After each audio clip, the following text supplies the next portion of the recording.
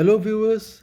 Welcome to our latest episode of Sandy Wars, our series on strategic and defense related issues. Today, we'll take you to another glorious episode in the annals of the Indian Army on a hot LOC. Today, we'll dwell on a subject which is very close to the myth making that has gone around the Kargil War. The Kargil War never actually ended, it went on and on. And today we have Lt Colonel Anil Duhoon retired with us, who would narrate his own experience of combat in the general area, which in popular parlance is known as Kargil, to be specific in Subsector Batalik in early 2004. It will tell us that how our brave hearts, even after years and years have passed after the Kargil within quotes victory, how they are living in a state of almost continuous daily combat. Over to Lieutenant Colonel Duhoon. Hi, good evening, viewers. I am Lt Col Anil Duhoon, and I served for 22 years in the Indian Army. I am from infantry. The period which we are talking about is 2004. When my unit was deployed in Batalik, and it was a. Firstly, I must say that it was a wonderful tenure, a very very satisfying tenure. Now, in Batalik, I was at a post which was one of the most sensitive posts in the core zone, where a substantive major stay was a mandatory requirement. I was at my post, which was named at point 5156. Now, point 5156 is basically the height from the mean sea level. And I had Pakistani post opposite me, which was point 5455. So it was almost 300 meters higher than me. And as per the uh, uh, range finder, 5455 was 600 meters away from my post. So basically, the situation was that he would put his weapons at 45 degrees down and he could shoot me.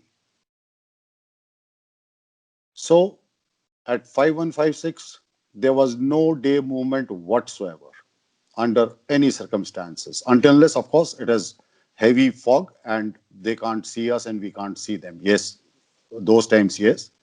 But otherwise, under normal circumstances, there was no movement whatsoever during daytime.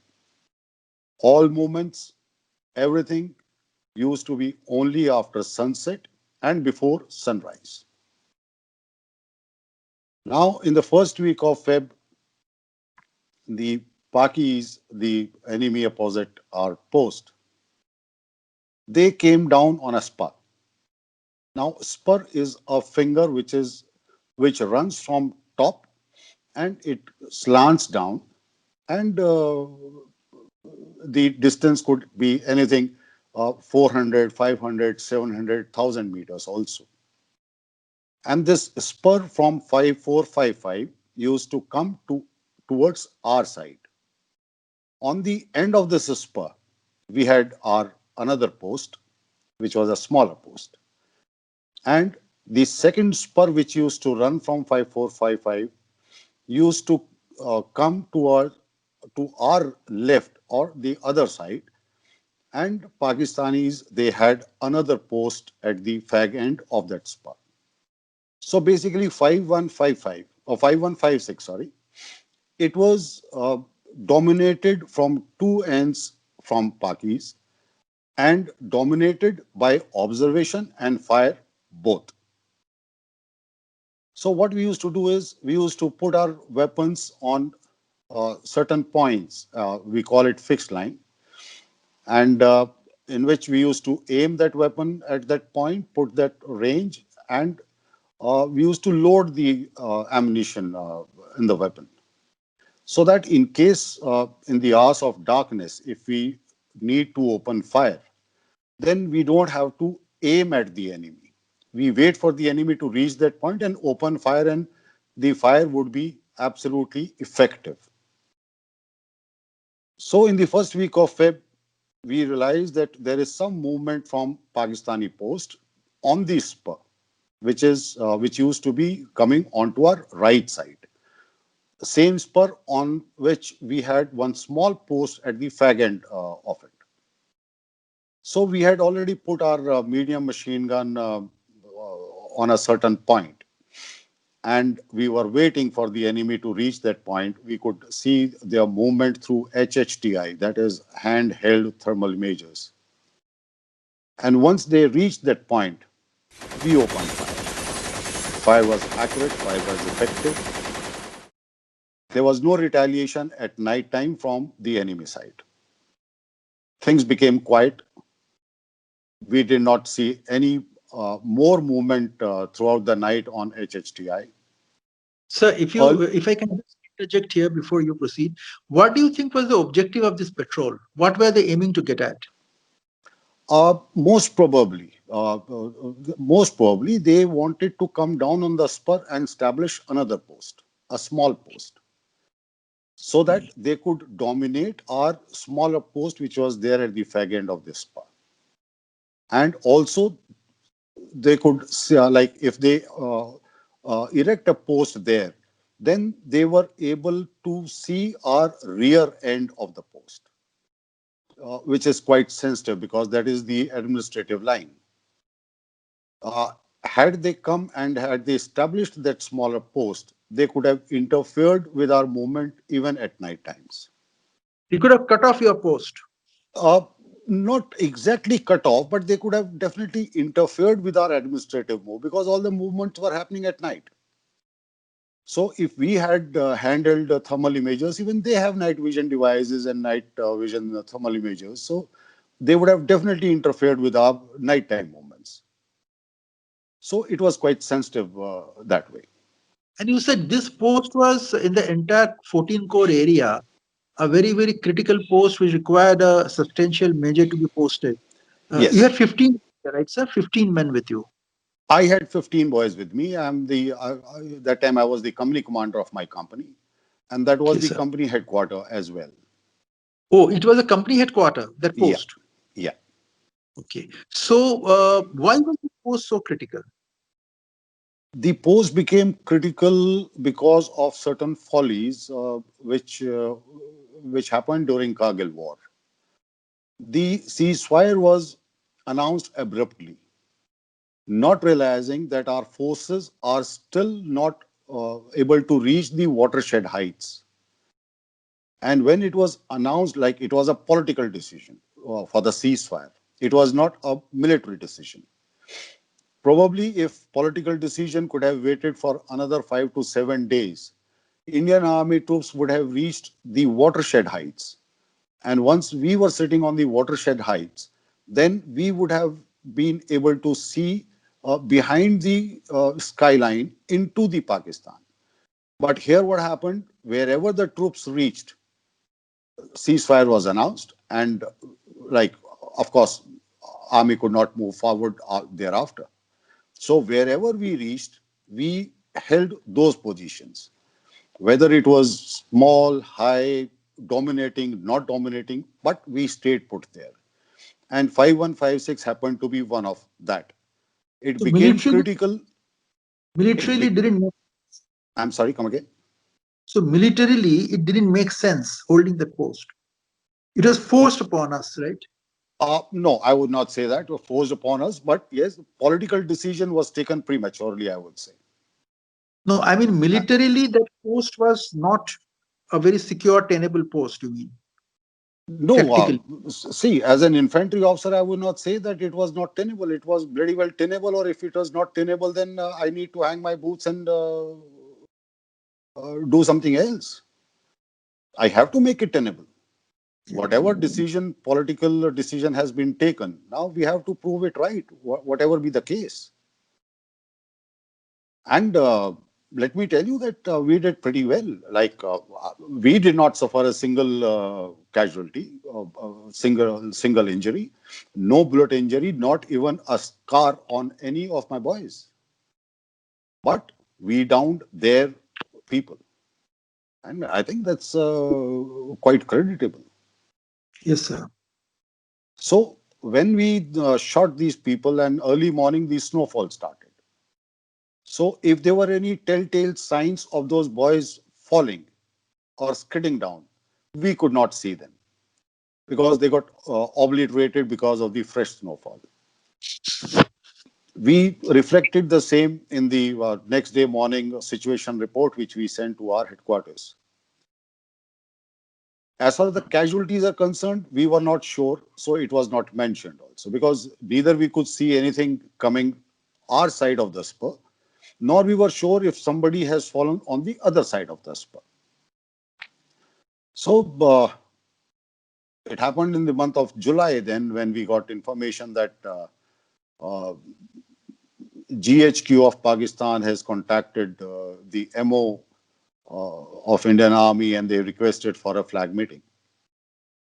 Finally, a flag meeting was conducted in the month of July 2004.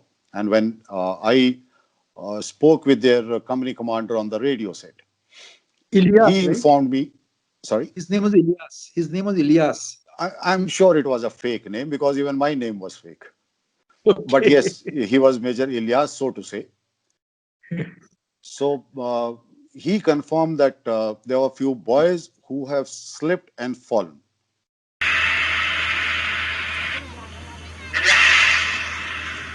Ilyas, confirm that all your posts have been informed that there will not be any firing when your operation is going on. Otherwise, your troops will be right in front of my post. Over.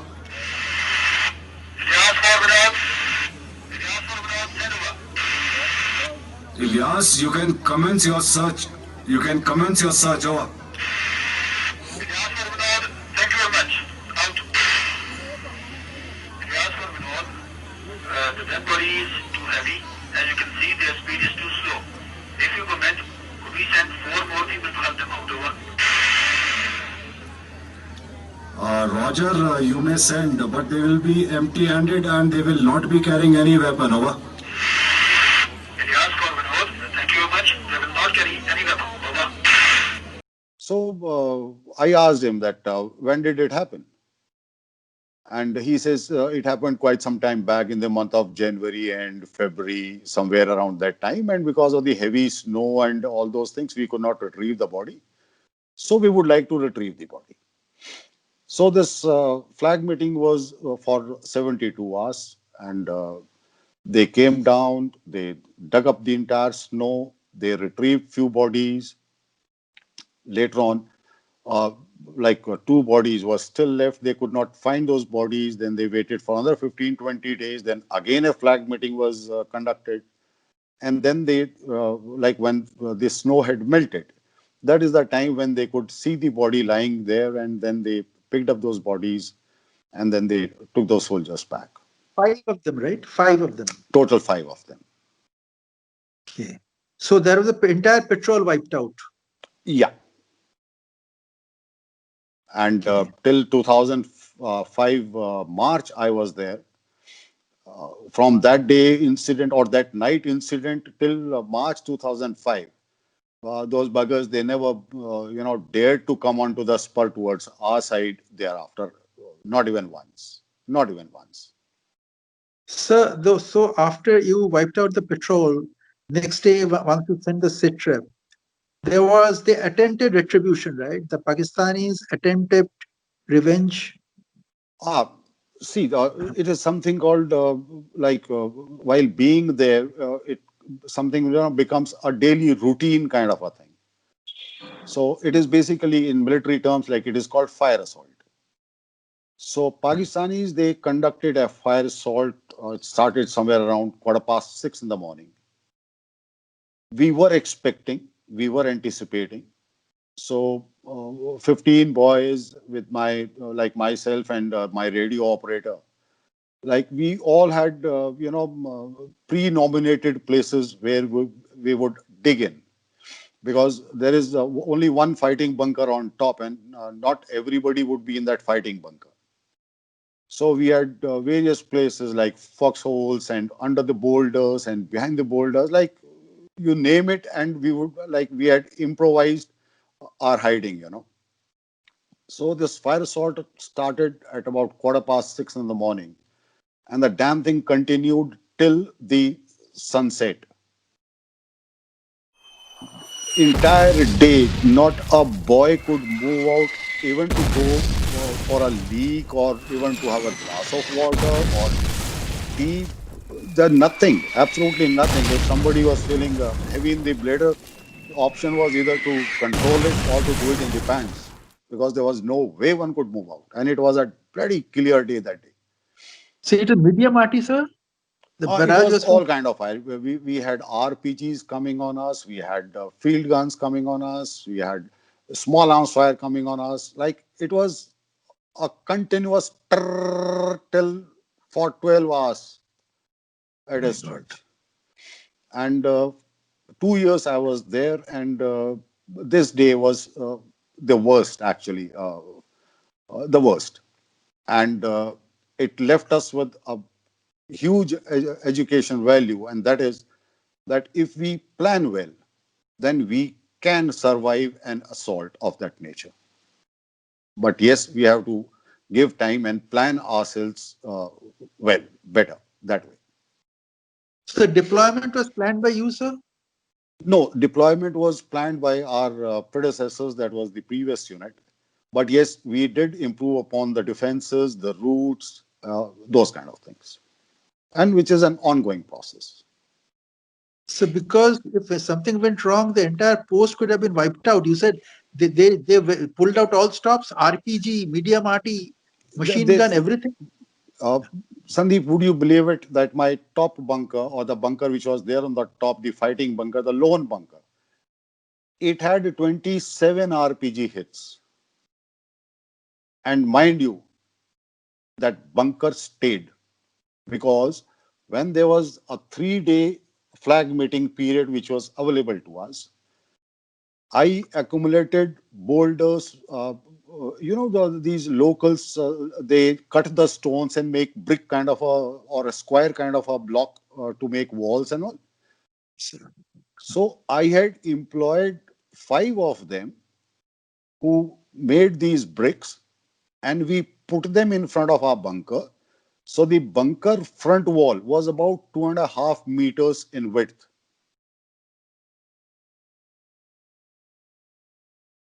Two and a Is it half meters. meters, That's seven. I mean, almost a little more than 7.5 feet. right? Yeah. That was the thickness of the front wall of my bunker, which I made in 3 days. 90 inches plus. Yes, and the top, that is the roof of the bunker, apart from sandbags and SRTs and things like that, what I had done was that I melted snow, made water, filled them up in a jerry can, and I lined up the jerry cans on top of the roof of the bunker. Now, when it was water, it was fine, but then it solidified, it became ice. When it became ice, it gave us a protection. So is it true that anything above 36 inches of earthwork above your bunker makes you secure from a direct hit? It does, but that is in case it is concrete. Okay. What I'm talking about is there were boulders, like there was no cement, there is nothing, So, like, we had to put the smaller stones to hold them together, and keeping them on top of the other. So that kind of a, like, Makeshift arrangement. it was makeshift, but we had to make that kind of an arrangement for ourselves. And that stayed true. I mean, that served you, sir. It took That direct served us. hits, RPG 20, hits. 27 direct RPG hits, and the bunker survived. And our Jawans on the post, they used to say, ki, if there is any Mard bunker, it is at 5156. देश का चट्टान sir, देश की मिट्टी, देश का चट्टान. Oh, yes, it was a fabulous bunker. It was a wonderful bunker. So, which means you wiped out the petrol. It was a macabre score. I mean, everyone is a mother's son, but then it was wartime. of combat time, and you, from your side, you didn't allow a single casualty from the Indian side. You didn't No, allow. no, not a single, not even a scar, not even a scar. So, and I believe that 14 Mahar got the COS citation for this and other actions in Batalik that Yes, month. yes, we got chief of staff commendation card, and we got citation for that, and based on which then our unit went for UN mission also. Oh, based on this, huh? Yes, Okay, okay. There will be and the another story. and the beauty is that all these officers, like all of us who were there in Batalik that time, when the unit went to United Nations, none of the officer was there in the unit at that point in time. So it was all youngsters. So tell me, when you were under that barrage for, it's 12 plus hours, from I think first light to last light, 6:15, there will be first light, as soon as there was visibility. What was going on in your mind, or the minds of boys? Some of them were pretty young, I would say. See, if I say that people were not scared, I would be lying. Fear is a very natural reaction. It's a very natural thing. But yes, we have to overcome our fears. And the fear is overcome by leadership, by responsibility, by better training, by the conviction that yes, I can survive. And the biggest fear was that I should not lose my boys, because if somebody gets a splinter, I was not in a position to go and help him, or do a Yeah. bandage or first aid or plan evacuation. There was nothing. Like I would come to know about it only after the last light. Before that, I would not even come to know. So that was the biggest fear, I would say, which was going through my mind.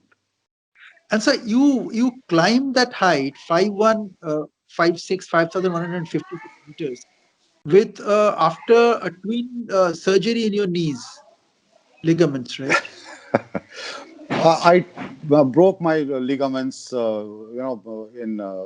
in my unit while doing various monkey tricks which we keep doing in younger age. I suffered this in my right knee, and since then the weight bearing and everything came on the left. One fine day, I broke ligament in my left knee also. So I underwent first operation in base hospital, Delhi. That was maybe somewhere in 96, around that time. And that gentleman did the surgery on the right knee. That time, left knee was all right that time. He removed the medial meniscus, which was torn, and he left the anterior cruciate ligament as it is. So the laxity in the knee remained. The At a certain angle, it would buckle down, and in the process, over a period of time, I again tore the medial meniscus on my right knee, and then I tore medial meniscus on my left knee, and it was finally I think in 2001, no, not 2000, yeah, 2001, 2001 and 2002, when I again underwent the knife, and that was the time when I got the ligament reconstructed on my right knee. So I have nuts and bolts fitted on my right knee, and I was on crutches for about 3 months. Then I learned how to walk. Then I learned how to jog.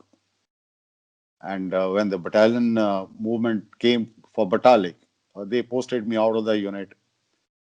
Uh, okay, like of course, after having spoken with my CO, I represented, and he agreed that yes, I can come with the unit. So I represented with the army headquarters, got it cancelled, got my move back to the unit, and as luck would have it, one of the uh, toughest guy was our brigade commander at that time.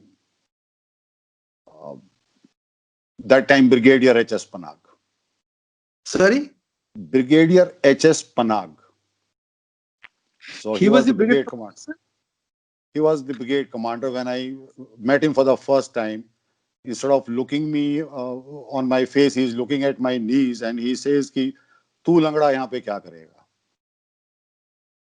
तो मैं कहा sir अब यहाँ तक आ गया हूँ तो आगे भी जाऊंगा and don't expect me to be in the battalion headquarters. I'll be where my company is. So he says, okay, son, you go to your company and the day you reach there, give me a call, whatever time of night it is. I don't care, but give me a call that you have reached the post. Which brigade was this, sir? 192. 8 Mountain Div 192, right? So I had the Okay. toughest commander, to. But a very wonderful person he is. There's no doubts about it. And once he learned that, yes, I have reached the post and I'm not faking. And after that, he says, "Ki now I can be absolutely tension free as far as 5156 is concerned because I know Duhoon is there. The guy who could, who would get his posting cancelled, come to the unit knowing fully well that what terrain it is. So I don't have to bother about 5156 anymore." How did you And reach there? How, I mean, with twin knee injuries? so I can walk slightly slower than the Jawans, but I can definitely walk. But you had to And climb, right? yeah, I had to climb. No, but I climbed without a stick, without holding anybody's belt or something. I walked on my two legs and I reached there. And by the time the tenure was coming to an end, I was as good as any Jawan on those going up or coming down. So God had been kind, Sandeep. Yeah, God was more than kind. I mean, you took all sorts of risks. God Well, was I kind. guess that's how Indian Army is. That's how Uh, Indian Army is. and I'm not alone. There are so many of seniors who had done it. There are so many juniors who are doing it, and there are so many juniors who will do it. And I think that is what the backbone of the Indian Army is all about. I think Brigadier Panag at that time, General Panag, rather, lovingly calling you Langda had spurred you on. No, I met him again in Akhnur. That was in 2006, 2007. That time he was Army Commander. 2007. Yeah, 7, 8. So I saluted him, wished him, and of course, he's got a very good memory. And he says, we have met before. I answered, I'm the same Lagda who went to 5156. He just patted me on the shoulder and smiled. A very good gentleman, a thorough gentleman. So thanks a lot, Lieutenant Colonel Duhoon. I mean, this has been an enchanting tale. The Kargil war never really ended in that It sense. never ended. Never really ended. It never And ended. soldiers like you went on fighting. And I'm sure, people who have come after you, they are fighting on that wretched terrain, And we have to thank you on behalf of our countrymen for what you did that day and days before and days after that. Thanks a lot, Lieutenant Colonel Duhoon. Our Thank you gratitude to so you. much, Sandeep. Thank you so much. And it is by your good wishes and blessings that we survive those terrain. Otherwise, it's difficult. Thank you so very much.